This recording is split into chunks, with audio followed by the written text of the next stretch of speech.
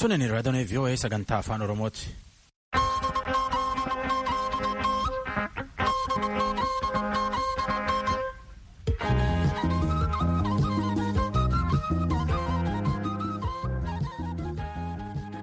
Raadiyoo VOA sagantaa afaan Oromoo wixataa Jimaataa galgal sa'aatii 2 akka sa'aatii 3 meetirbaandii 22 fi 31 irratti Washington DC irraa sanii dabarsinu. Laayyuu jalqabne.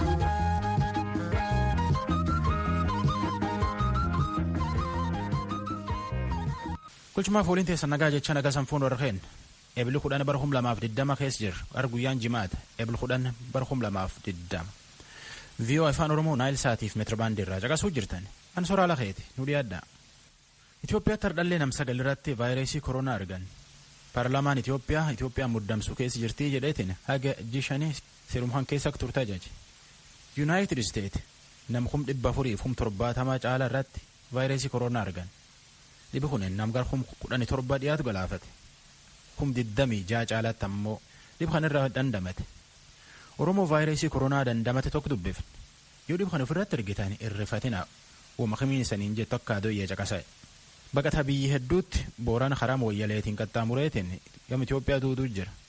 Bar dhibi qorsi hin qabne addunyaa waliin dhawkan keessatti laaboraatooriin vaayirasii koronaatiin qoratan daangaa Itoophiyaan addunyaatti hin baatu mooyyal jiraachuu dhabuun waan nama yaaddessa jedhu warri lafa. Oduu asaan fanna tujubeen nutti.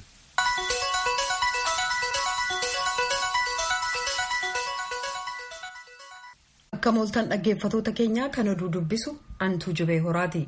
Guyyaa har'aa paarlaamaan Itoophiyaa labsii yeroo hatattamaa baatilee 5 turu kan gumii ministeerotaan gaafatame raggaasisee jira. Kana murteessuuf sagaleen kan kenname galma koongireesii kan keellaa waajjira muummicha ministeeraa keessa jirutti. Muummichi ministeeraa Abiy Ahmed akkaataa faca'ina vaayirasii koronaa ilaalchisuudhaan mootummaan labsii yeroo hatattamaa hojiirra kan oolchu ta'uu dubbatanii turanii jechuudhaan Mallas Kaachoo ammaa Finfinneerraa gabaaseera. Itoophiyaan faca'ina vaayirasii koronaa dhaabsisuuf jecha ennaa uggura guutuu biyyaa keessu uummati tajaajila barbaachisuuf sochii godhu banaa taasisuu dhabuushee hayyoonni eegumsa fayyaaf hojjettoonni gargaarsa namoomaa beeksisaniiru. Magaalaalee kan akka Maqalee keessaa geejjiba kan akka meeshaa barbaachisuuf daawaalee bitachuuf geejjibin jiru. Haaluma wal fakkaatuun magaalaaleen tajaajila taaksii, konkolaataaf bajaajii dhaabuun isaanii namoonni wal'aansa fayyaa isaan barbaachisu attamiin gara mana yaalaa dhaqu gaaffii jedhu kaasisee jira. Sa'aatilee 24 darban keessa namoota qorannaan laaboraatoorii geggeessameef 442 keessaa 9 keessatti vaayirasiin koronaa argamuun mirkanaa'ee jira. Kunis lakkoofsa namoota vaayirasiin keessatti argame kan Itoophiyaa gara 65tti ol guddiseera. Namoonni har'a vaayirasichi keessatti argamuun mirkanaa'e martinu biyyootii alaatti malanii deebi'an kanarratti oduudhaa booda gabaasa bal'aa qabna.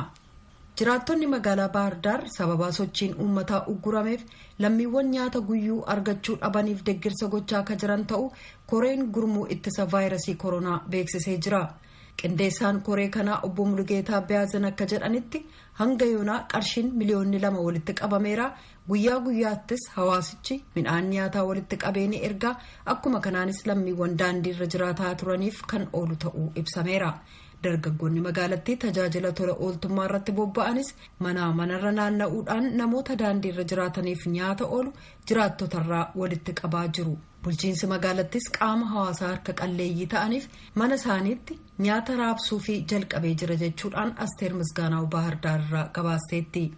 Weerara vaayirasii koronaa dhabamsiisuun kan danda'amu tattaaffii qindoome kan lammiiwwaniitiin malee qaama murtaa'e qofaan akka hin ta'in ogeessonni fayyaa bulchiinsa magaalaa hawaasaa har'a daandilee magaalattii keessa miilaan deemuudhaan dadammaqiinsa kennaa turan dubbatanii jiru.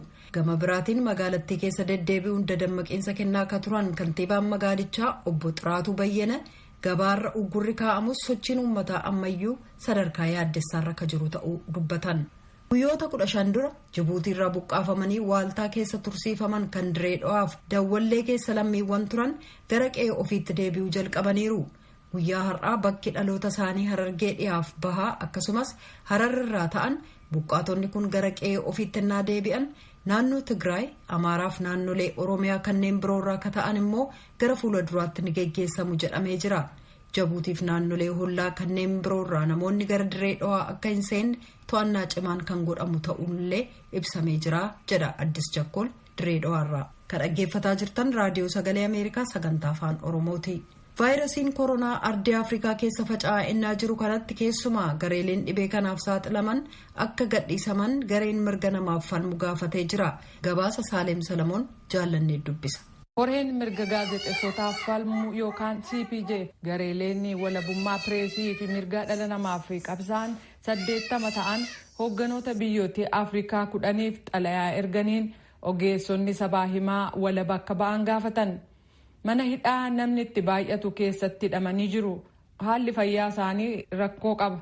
Bakka dhukkubi busaaf sombaa rakkootti uume keessatti hidhamanii jiru ka jedhan qindeessituun sagantaa Afrikaa Anjalaa Kiyuntaal. Kanaaf dhugumatti lubbuun isaanii balaarra waan jiruuf akkasumas hedduun isaanii manni murtii murtoo ituutti hin laanne akkasumatti mana hidhaa keessa waggootii dheeraaf kaa'amaniiru jedhan. Qorannaa dhuma bara 2019 CPJ'n gaggeessan gaazexeessonni 73 Afrikaa keessatti hidhamanii jiru. Isaan kana keessaa 26 Masrii keessatti, 16 Eertiraa keessatti akkasumas 7 Kaameruun keessatti hidhaman. Gaazexeessonni Eertiraa hangi tokko erga bara 2001 as jechuun waggootii 19f hidhaa keessa jiru. Gaazexeessonni iddoo sanatti qabamanii jiran